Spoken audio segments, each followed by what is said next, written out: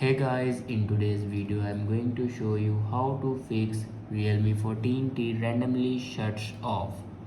So let's start the video. First of all, check your volume and power keys. It can suddenly press while using the hard case of your phone. So first of all, check your volume and power keys. After check your volume and power keys, then open settings.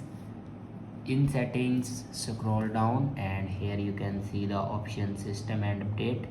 Now click on it and then scroll down and click on schedule power on or off.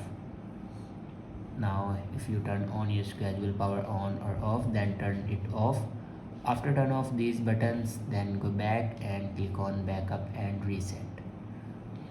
Now click on reset phone and here you can see the option reset all settings. Now click on it and then here enter your password to reset all your settings. After reset all the settings, your problem will be fixed. I hope this video is helpful for you. Thanks for watching.